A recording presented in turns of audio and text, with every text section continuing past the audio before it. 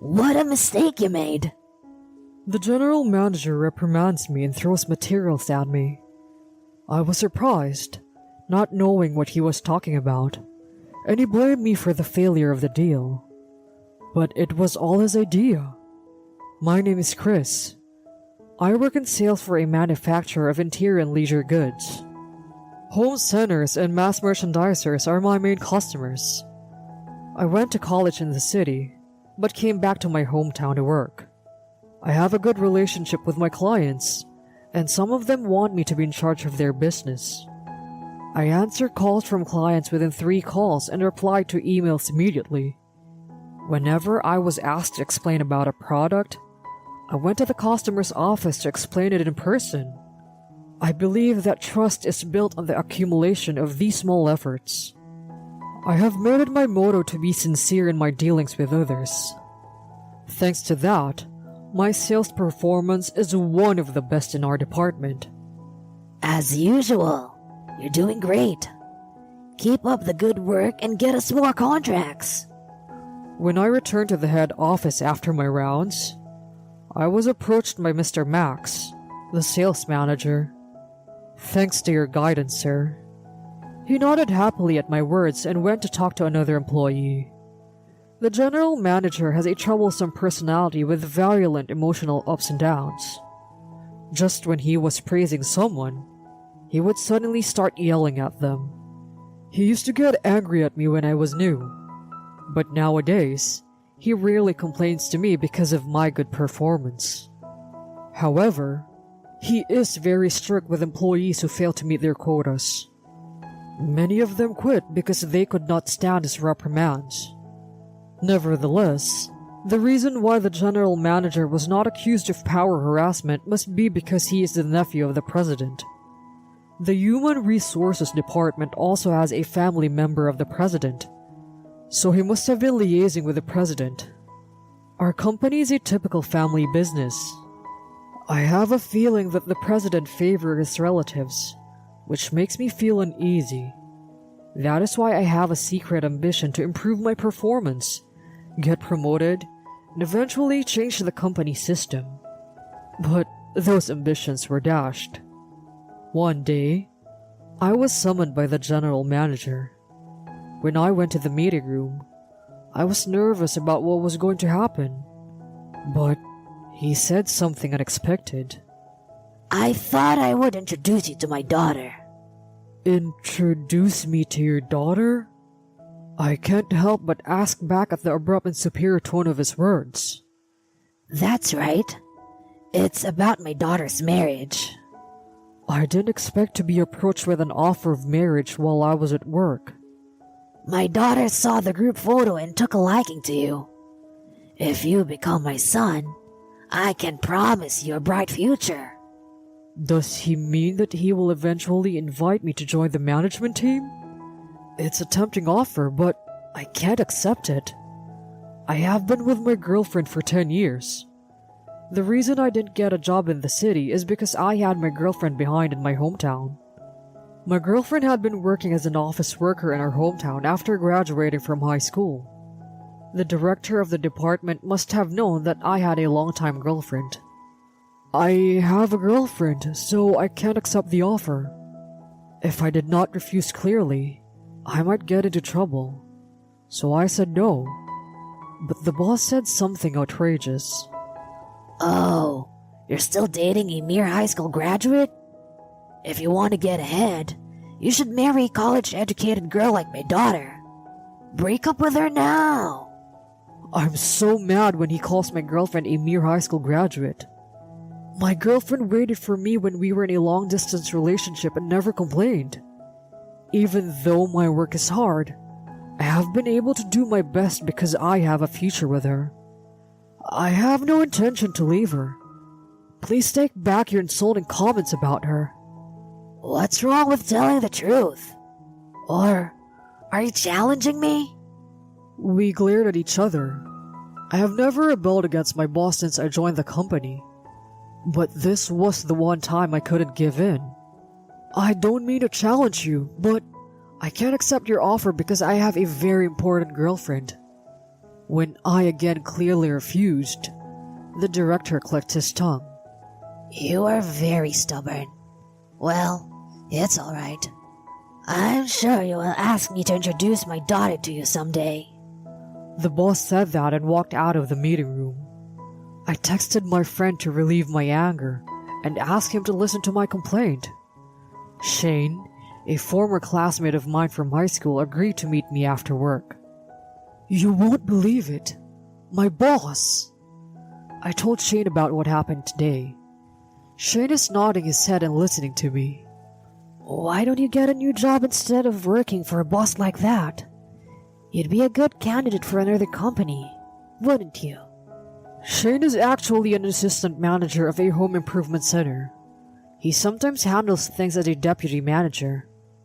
The salary is good, and I don't think it's a good idea to leave my current company. I think it would be a waste to change jobs just because I don't like the manager. As I was mumbling to myself, Shane said to me, I think changing jobs is one of the options. So today, I want to introduce you to someone I know, okay? Shane then makes a phone call to someone. A few minutes later, I meet with a certain someone. I'm going to be thankful for this meeting. The next few days went on as usual. Since I spent most of my time on the sales rounds, I didn't have much time to see my boss. One day, when I returned to the sales department after my rounds, there was a commotion. What's wrong? When I called out to him, there was a pervasive silence. Then, as if to break the silence, I heard the voice of the manager. What a blunder you've made! I was the one whom he was looking at. The mass retailer with whom he had been discussing the deal has turned us down. They said we haven't been contacting them at all, so they're going with someone else. You're in charge. What were you doing? The general manager throws a document at me. I was the one who was surprised at his words. That's where I put my efforts into selling. It was a large volume retailer. They turned us down. I was the one in charge, but they never called me. And we were still waiting for the manager's final confirmation. The deal was close to being closed. However, the manager stopped the meeting because he wanted to confirm the deals one last time. I urged him again and again, but I believe he had not given his okay yet. Then, he said, I told you to go ahead with the business meeting because I have already confirmed it. I can't believe you didn't listen to me. This is a blunder. That's not possible. I always write down the date, time, and contents of important notices when I receive them. But I never received any notice from you. I argued with him, but he just sighed. You must have forgotten the memo.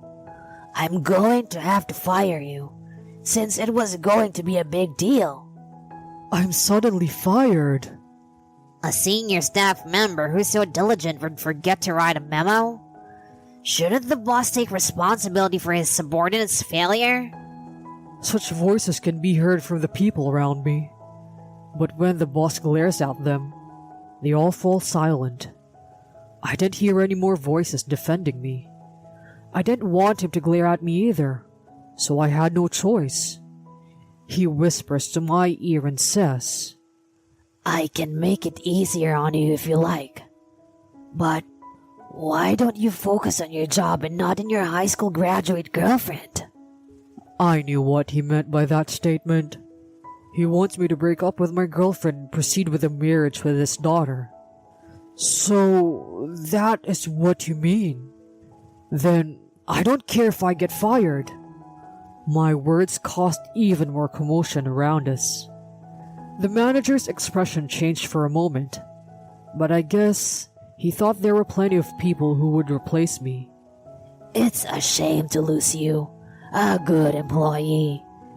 But since you've brought disadvantage to the company, you may as well be fired. I suppressed my frustration and said, a good employee, huh? I am honored by your kind words. From now on, I would like to work even harder in a company where there are no unreasonable bosses like you," I said sarcastically, and he stopped laughing. Who's an unreasonable boss? He says and comes at me. "It's you. I guess you wanted to fire me, so you interfered with the deal. Just because I turned down your daughter's proposal, doesn't that mean you're too selfish? It's unbecoming of a manager to bring disadvantage to the company." I told him what I wanted to say. How dare you talk back to your boss? Naturally, the boss gets angry, but it doesn't matter. He's not my boss anymore anyway. The boss is red-faced and angry, but the reaction of the others is cold. So, you're saying he ruined the deal because of his personal feelings? Yeah, that's unreasonable. The employees, who usually do not dare to disobey the general manager, are talking amongst themselves. It seems that even the general manager is getting uncomfortable. Anyway, you're fired. Pack up your stuff. With a single word from me, you can be fired so easily. With that, he leaves the department. Maybe he's going to talk to the president, or HR. I was curious about the manager's action, but I wanted to know first what happened to the business meeting I was in charge of. I called the person in charge of the large retail store that was supposed to be my business partner. "Mr. Max called me to tell me that the person in charge had changed a little while ago. So I told Mr. Max about the refusal." I knew that he had set up the whole thing and intentionally ruined the deal. I guess he was trying to drive me away. I don't want to work for such a boss. So I called the guy who Shane and I had been drinking with before. "I would like to take the job you offered me the other day, if possible." When I told him that, he sounded pleased. The person I called was an acquaintance of Shane's. He works in the sales department of one of our competitors. He said that he was distributing products to a home improvement center where Shane works, just like her company. He told Shane that the sales department was short on staff and he was looking for someone good. Shane suggested that if I wanted to change jobs, this was the place to do it. Shane's acquaintance acted as a bridge between me and my new boss. Thus, I decided to change my job and officially resign from my company. However, before I left, there was a dispute. The HR manager started to try to persuade me that Mr. Max couldn't dismiss me on disciplinary grounds just because I had lost one business deal. Mr. Max is pressuring HR to fire me. However, as a company, they can't fire me unfairly. So the HR manager asked me to voluntarily resign, which was an unbelievable request made by someone who is supposed to protect employees. The general manager said that he would talk to the president, but in reality, it seems that he was just putting pressure on the HR department. Perhaps he thought that if he told the president would point out that the boss should take responsibility for his subordinate's failure. I guess the clever manager wanted to get me to quit so that the president would not find out about it. I don't know about the relationship between Mr. Max and the HR manager, but it seems that Mr. Max is in a higher position than the HR manager. I'm not only disgusted with Mr. Max, but also with the HR manager. I thought that there was no future for me in this kind of company, and I decided to resign from the company myself. And after I finished handing tasks over to my juniors, I changed jobs to a rival company after I had finished the process. The rival company was smaller in scale than my former company, but because of the smaller size, the management and the front line were closer, so it was easier to communicate with them. Selling your own product is important, but that is not enough to build a relationship of trust with your customers. By proposing a sales floor layout that combines the products of other companies, The store owner will think that you're considering the store's performance. I put my sales experience to good use and actively offered my opinions. My bosses and management listened to me seriously. They immediately entrusted me with an existing client. I am a workaholic, but since my new job, I have been putting more effort into my work.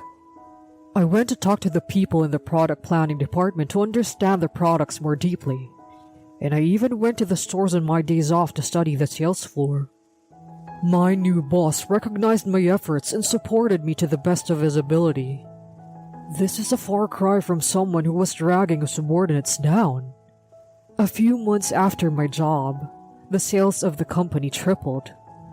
There is a reason why sales have increased so much.